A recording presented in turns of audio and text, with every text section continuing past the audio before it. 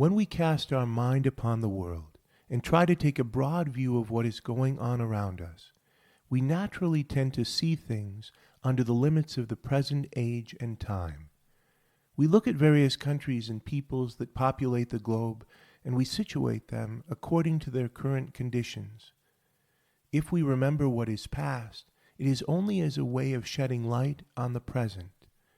The Roman Empire, once mighty, is now gone. So are the great Mesopotamian civilizations of the Assyrians and Babylonians.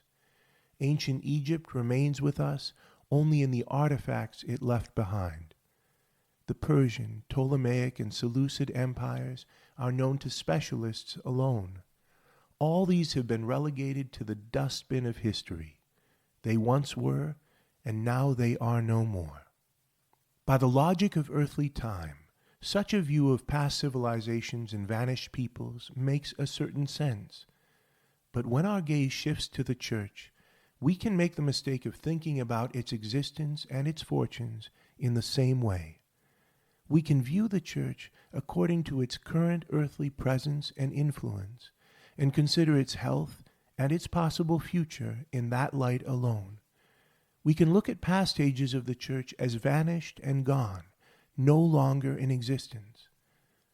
Such a view might be accurate if the church were like other human institutions. But the church is not like other human institutions. It is a divine body rooted in eternity, whose life is regulated by a rhythm that is not restricted by time or place. If we could see the church as it really is, if our view could be opened upon what the angels see, we would be presented with a very different picture. We would see a vast company beyond the reach of death, pulsating with divine brightness, basking in the beauty and light of God, powerful in spiritual weaponry, centered on the figure of their divine and beloved King, drenched in joy and eager for the continued gathering in of the renewed human race.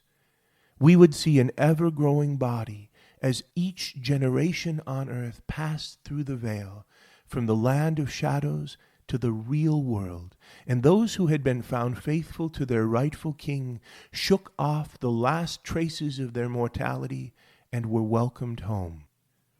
We would see the angels there, mighty spirits in the praise of God and in their help for humans.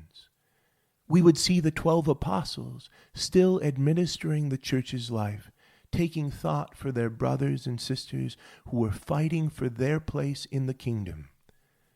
We would see Mary, the Queen Mother, now revealed in all her beauty and authority, eager to bring aid with tender pity to those of her children still languishing under the ancient curse. We would see all the great ones from every age united together in friendship and joy, as each generation brought another rich harvest to the growing body of perfected humanity until the times were fulfilled and all were gathered in. As we looked more intently, we would see that this glorious body was not in some distant place, in a galaxy far away, but was mysteriously inhabiting our own reality, though on a different and higher plane. We would see the thinness of the veil separating them from us, a veil through which there was constant communion and communication.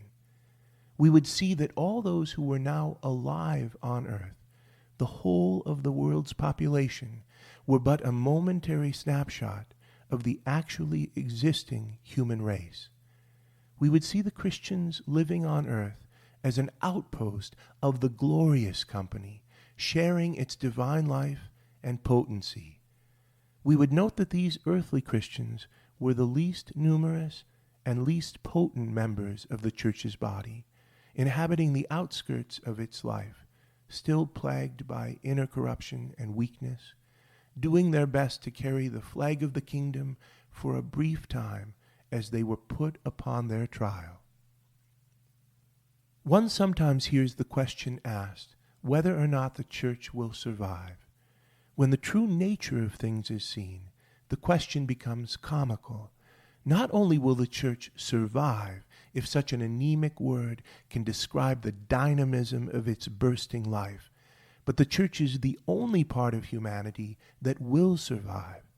The church is already beyond the ravages of time, free from the darkness of sin and the tyranny of the devil, and its future is gloriously secure. The only question facing those still living on earth is whether they will be joined to that bright race of divinized humans, or insist on clinging to a dying and enslaved remnant of humanity that has no future but the shadows. To lay out the deep history of humanity in this way is to address the genuine drama going on all around us, but it is a largely hidden drama. The perspective given us helps to explain great world events and significant historical developments, many of which remain an unsolvable riddle without it.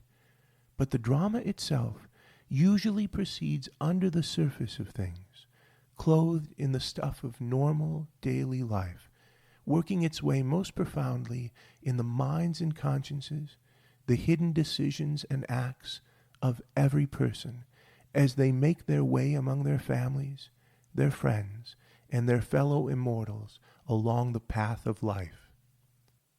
So the battle for humanity will go on until the one who rules all destinies decides that the time of fulfillment has arrived. Christ continues in every age to build his kingdom, to assault the powers of evil, to attack the fortress of darkness, and to set its captives free. Satan angrily attempts in every age to fend off that attack, trying to maintain his deceitful but now fragile sway over human souls, and to cling, however vainly, to his illegitimate power. Into that battle, into the complexities and mysteries of a graced creation, into a zone of light and shadow, of high hope and quiet despair, of beauty and corruption, sprung from a race of rebels, some allied to and enslaved by the devil's tyranny, and others struggling together against it by God's power, one fine day we were born. Conceived from all eternity in the mind of God, created by him with a high purpose and a hoped-for destiny, we were brought into existence under the watchful and loving care of the Lord of the universe himself. In the high-stakes drama all around us, we have each been given a part to play, one that bears our name and no one else's.